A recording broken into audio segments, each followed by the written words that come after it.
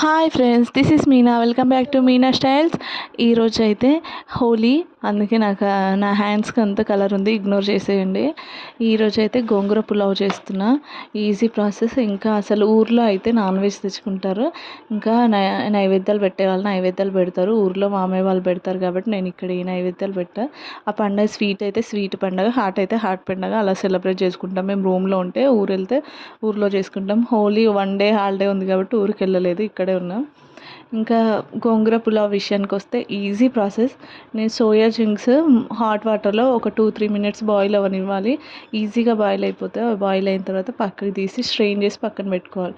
Cooker పెట్టి కుక్కర్లో oil వేసి ఇంకా బిర్యానీ ఎసెన్స్ మొత్తం సాజీరా, బిర్యానీ ఆకు, దాల్చిన చెక్క, ఇలాచి అవన్నీ మిక్సీ పట్టిన పౌడర్ ఉంది నా దగ్గర, ఆ పౌడర్ వేస్తాను నేను. అవి ఉంటే పిల్లలు అలాగే తీసి పడేస్తున్నారు. అసలు దాని ఫ్లేవర్ కూడా వాళ్ళు అసలు టేస్ట్ చేయలేకపోతున్నారు. అందుకే దాని పౌడర్ వేస్తాను నేను. పౌడర్ లాస్ట్లో వేస్తా, అందుకే ఎసెన్స్ ఏమి వేయలేదు. ఇక్కడైతే గోంగూర 2 కట్టలు గోంగూర తీసుకున్నాను నేను. 2 కట్టలకి ఒక కట్టకి ఒక గ్లాస్ రైస్ పడతాయి.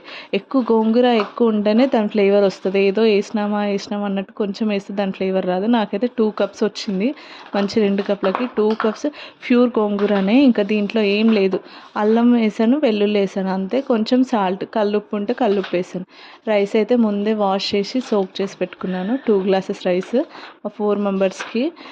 ఇంకా 2 గ్లాసెస్ రైస్ సోక్ చేసి పెట్టుకొని బిర్యానీ ఎసెన్స్ ఇవన్నీ వేసి ఆయిల్ బాగా హీట్లో ఉన్నప్పుడే, కొంచెం ప్యాన్ హీట్లో ఉన్నప్పుడే సోయా చింక్స్, ఇంకా క్యారెట్, టమాటో ఇవన్నీ ఫ్లేవర్ కోసం అంతే.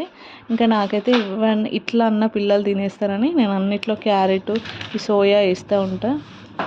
దీనికి 2 గ్లాసెస్ రైస్కి 3 గ్లాసెస్ వాటర్ వేస్తాను నేను. 1కి 1.5 అలా వాటర్ వేసి ఫస్ట్ ఇవన్నీ గ్రెయిన్స్ వేసిన తర్వాత ఇవన్నీ బాగా ఫ్రై అవుతున్నప్పుడే రైస్ కూడా వేసేయాలి. వాటర్ వేసి తర్వాత రైస్ వేయకూడదు. ఫస్ట్ రైస్ వేసి తర్వాత అవి కొంచెం ఫ్రై అయిన తర్వాత వాటర్ వేస్తే ఆ రైస్కి అవన్నీ ఫ్లేవర్స్ పట్టేస్తాయి. బాయిల్ కూడా మంచి బాయిల్ అయిపోతుంది. ఇది పులావ్ కాబట్టి నాకు అంత పొడి పొడిగా ఉంటే పులావ్ నచ్చదు, కొంచెం ఇలాగే ఉంటుంది. చాలా బాగుంది టేస్ట్ అయితే. ఇంకా పిల్లలకైతే ఐ ఇన్ఫెక్షన్ ఉంది కాబట్టి మా ఇద్దరి కోసం ఒక 2 బాయిల్ ఎగ్స్ వేసుకున్నాం. అది ఉత్తిగా అయితే తినలేమని ఫ్రై చేసి పెట్టుకున్నాము. ఇంకా పులావ్ అయితే రెడీ అయిపోయింది. టేస్ట్ చేయడానికి ఇంకా అందరం వచ్చాము, హాల్లో కూర్చున్నాం. ఇంకా దీనికి కాంబినేషన్ అయితే రైతా, పెరుగు రైతాతో సూపర్ ఉంటుంది టేస్ట్. ఇంకా మా పెద్దోడికి టేస్ట్ కోసం ఇచ్చాను. వాడు అసలు తినకుండా ఇదేంటి అదేంటి, వాళ్ళకి అసలు ఇట్లా నచ్చదు, బిర్యానీలు ఇవేం నచ్చదు.